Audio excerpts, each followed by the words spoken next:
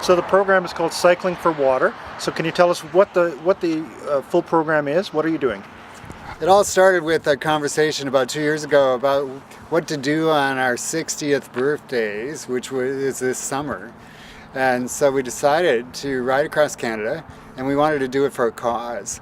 And as we investigated all the different causes that you can imagine, water really became a transformative vehicle for any community. So we decided we would do 60 water wells, 60 communities in Africa as our cause. And so how many days have you been going so far?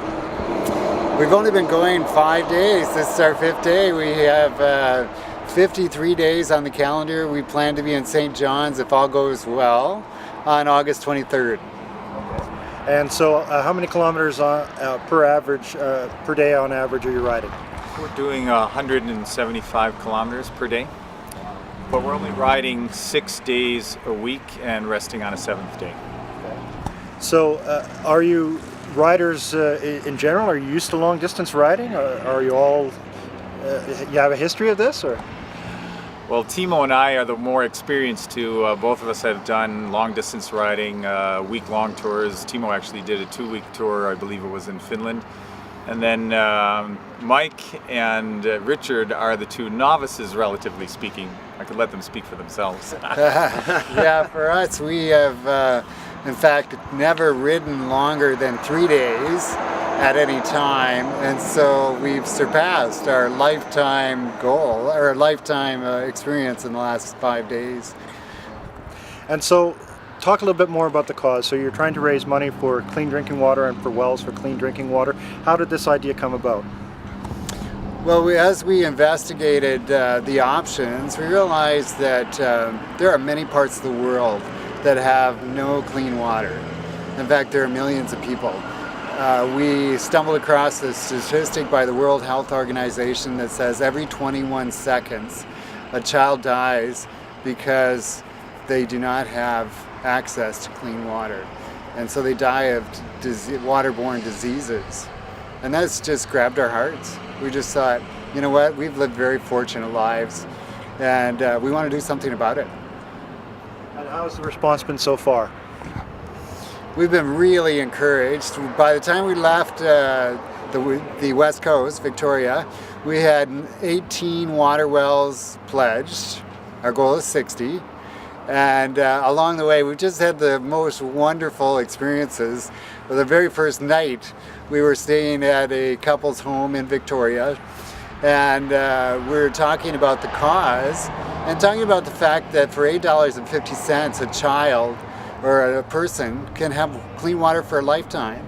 And their grandkids were sitting there, and they went off, and we thought they were bored. They came back, they had gotten money out of their piggy banks, and they gave us $8.50 each for a child to have clean water. Wow. And how much does it cost to create one well? Each well costs $8,500, but on average serves 1,000 people. And so 1,000 people, and it's not just for a day, it's not just for a month, it's not just for a year, not even a decade, but for several decades.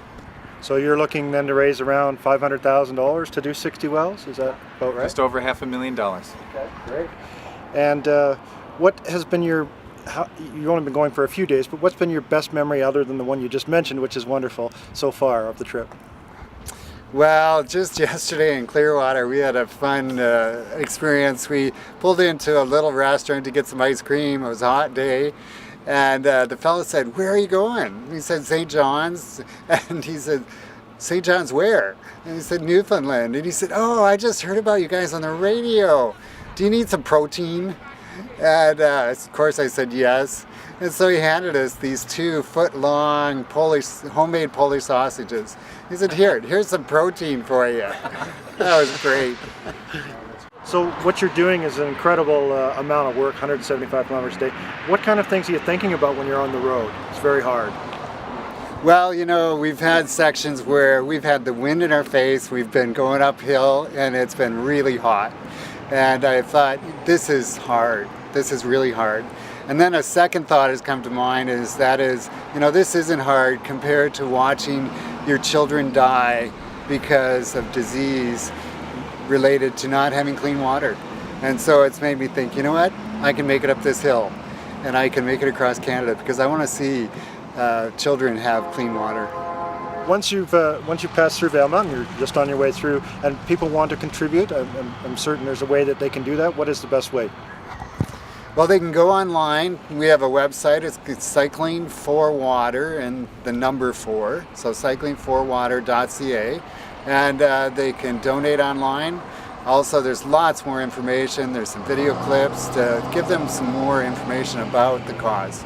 We're working with Global Aid Network, a humanitarian organization that has already drilled over 800 wells in the 4 countries we're focusing on Togo, Benin, Tanzania, and Ethiopia.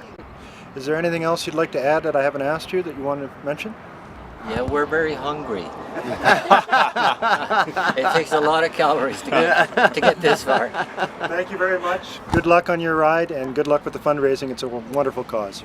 Thank you. Thank you.